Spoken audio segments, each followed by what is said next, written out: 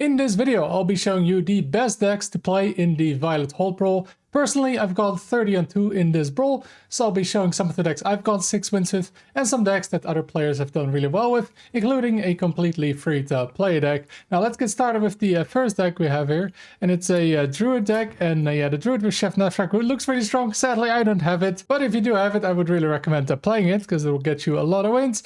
And the cards you see here, you'll probably be seeing a lot of these cards in a lot of decks. First of all, we got like the pure Paladin package of Vigilant Sentry and the Scarlet Bruiser. Those are really strong, and those 2-drops have a lot of synergy. You want to play a lot of 2-drops in this brawl, because 2 of the strongest cards in this brawl are the Jade Guardians. I've won like so many games with this card. It's like there's no removal in this brawl, so getting 2 8-drops that the opponent just can't clear just wins the game. And we have the Lotus Troublemaker. This can do like 20 plus damage if you get it in your starting hand. And also the brawl doesn't have a lot of armor gain or really a lot of big boards. So yeah, that 20 damage usually wins the game. So that's kind of what you build your deck around. And yeah, the 2-drops are just solid all around. And yeah, you'll see this package in a lot. And yeah, you kind of want to play these cards in most decks that you get if you have those cards, because yeah, Jade Guardians is an epic, so you might not have these cards, especially if you didn't get one of the pre-orders. But yeah, if you get Chef Nefrak, you can play all the good cards pretty much, but also get the 10 mana earlier, so you can just do all the good stuff faster than your opponent and then win the most games. One last thing about this deck though is you do notice it's a Druid. Now I wouldn't recommend the Druid class, but because I don't have Chef Nefrak, I sadly cannot show you the correct class, because then it won't let me copy the code. But either Warlock or Demon Hunter I think generally are the best. Demon Hunter is a bit more aggressive, and yeah, it lets you fit your curve better. It works better with a Spider Rider.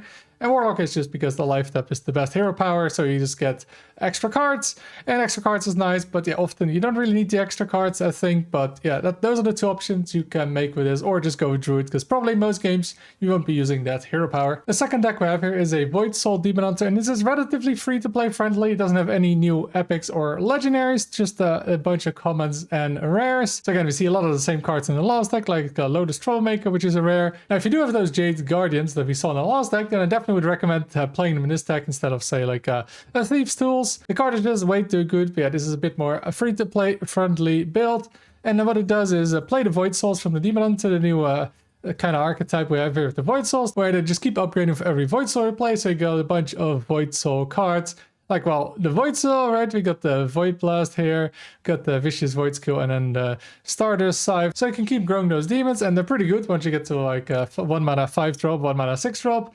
And that's a really good tempo while still doing a lot of the good stuff that you saw the previous deck do with things like the Lotus Troublemaker. And the third deck is a different build of a Void Soul Demon Hunter. This is the build I went 6-0 with yesterday, and yeah, it's a bit different because I'm also playing kind of the Hunter package, where you want to draw with the Smuggled Shovel and then get stuff like the Beast Tripwire.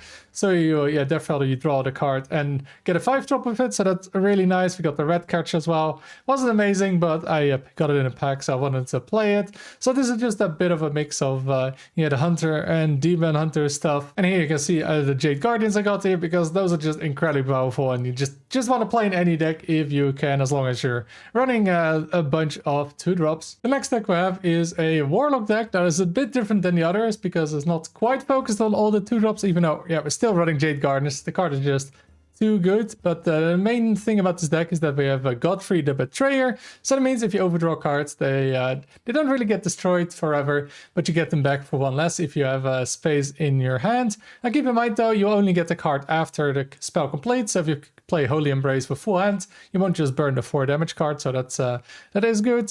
And of course with that we have the Unseen Atlas. So if you have a full hand, that's great. You play this card for 0, you draw 3 cards, and then 2 of them will be reduced by 1 once you have space in your hand.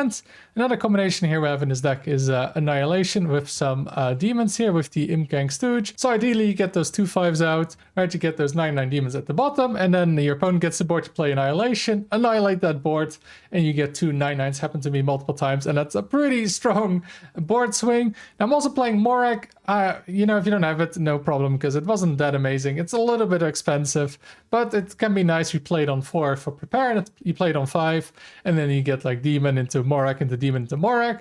That is really strong, but yeah, definitely not needed. And you can just play another Annihilation or another 2-drop in its stat. And as you can see also, we have the Tiny Pal. Like again, you might not have it, so just play another one of those cards like I just mentioned. But if you do have Tiny Pal, honestly, I would recommend it in most decks. Maybe not the Chef deck, but in pretty much most decks I would play. This felt really, really good to have, and yeah, it just goes into any deck. So if you have it, definitely play this. If you got Commander Beatrix, this might be a deck for you. Now you can see I didn't get it. And a card in Beatrix here is the Scarlet Bruiser. You can't see it here, but that is the card, so you get 10 copies of that. So you get a bunch of 2-drops, and then you can also recruit them in different ways. So we got the Reinforcement Aura, so you get those 2-drops, and you've got a lot of good 2-drops to recruit with it, so you get 3 of them for just 3 mana, so it's really strong. We got also the Scarlet Recruiter, which is get 2 of them, so that really makes this deck work. You just can keep spamming those minions over and over and just get ahead on board. Of course, also playing the Tiny Power because it's so good. Vigilant Sentry, one of the best cards. Like, this is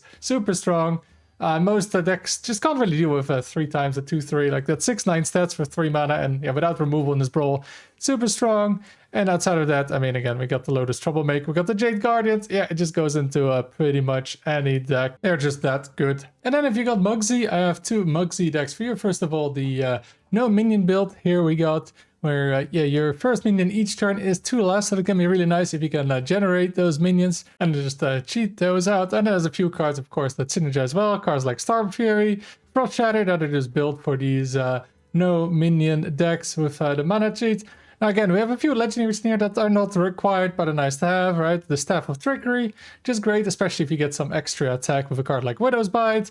We got the Zurabat's Prison. I mean, that's a ton of stats. Again, decks don't do well with a ton of stats, so that can be very strong, but again, not necessary. And as well, the Tiny Pelican. I would recommend it in any deck pretty much, but yeah, not quite necessary. So definitely a nice deck if you have the Muxie and you want to play a little bit of a different deck, though. Yeah, again, it's playing a bunch of the same cards still, like the Jade Guardians, like a bunch of 2-drops, but yeah, that's kind of unavoidable in this brawl. And the second Muxie deck here is the no spell build. The benefit with playing no spells is that your 5th minion every time that you play is a double Battle Cry. So make sure to have that Battle Cry ready for the 5th. Don't accidentally play another minion like a Guard Dog. That won't work, and then your benefit of that hero power is gone. But it can be extremely powerful with, for example, Axe Marshal.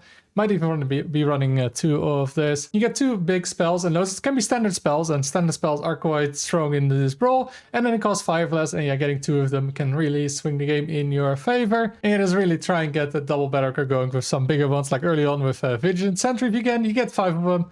I mean, this is already strong if you get 1 Battle Cry, and then 2 Battle Cries is insane. Or with something like a Lotus Troublemaker, I mean, this is very strong by itself. And then again, doubling it up is extremely powerful. So make sure to use your non-Battle Cries before that, and then yeah, get the Battle Cry at the right time. And also we got a Hellraiser here. I don't have it. I don't think it's very important, but it's a minion you can put in there. And otherwise, yeah, you can just play another 2-drop minion or just any minion. Just make sure to not put any spells or neutral cards in this deck. Remember, no neutral cards, otherwise your Scarlet Bruiser and Vigilant Sentry won't work. And if you got Azalina, then you might want to be playing this deck. I went 6-1 with this one.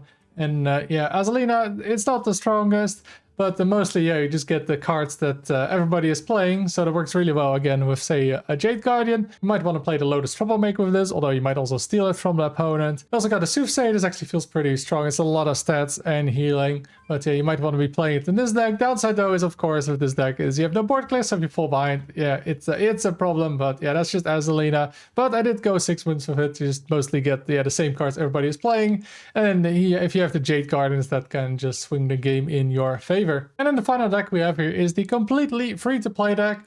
So we're running just commons, which everybody has in the brawl, and Vanessa, because that's also free. And yeah, Vanessa wins a ton of games, so always try and mulligan for Vanessa. But that's not the only thing this deck does. There's a few nice synergies in this deck. First of all, we have the Mage card, the Spire Security, which does 5 damage to minions if it reveals a 5-cost spell. So we're only running 5-cost spells in the deck with Emergency Surgery and Hold Them Off. So that's really nice, just a really big swing early on. You get a 3-4 and then probably kill like 2-drops off the opponent. So that's really good. And other than that, yeah, just the strongest 1 and 2-drops mostly here. The 1/3s with upside, I mean 2-drops with upside. But again, if you get cards like Jade Guardians or the Lotus Troublemaker, I would definitely add it to this deck, and maybe even try and get more 2-drops if you get some of those to make this better, because those are really worth it. And you might want to cut something like the Defiant Smuggler. Doesn't seem the best, but yeah, this is the deck probably want to be playing if you have none of the new cards. This is pretty much the strongest. I don't think you're gonna get stronger than this. And then you can try and add cards based on what you get in packs to make this stronger. So those are all the decks. Now the codes, as always, will be in the description. Though I'm not sure they will work exactly with the way the Brawl works, because you might get another class with the code, because a deck like this is not running any Warlock cards, so then it might not read it as a Warlock deck in the Brawl, so it's a bit of a limitation I got there, not much I can do about it. And if you want to see me play these decks, I'll probably be streaming the Brawl more here on YouTube or on Twitch. If you enjoyed that video and it was helpful, make sure to like and subscribe. Thank you for watching, and until next time.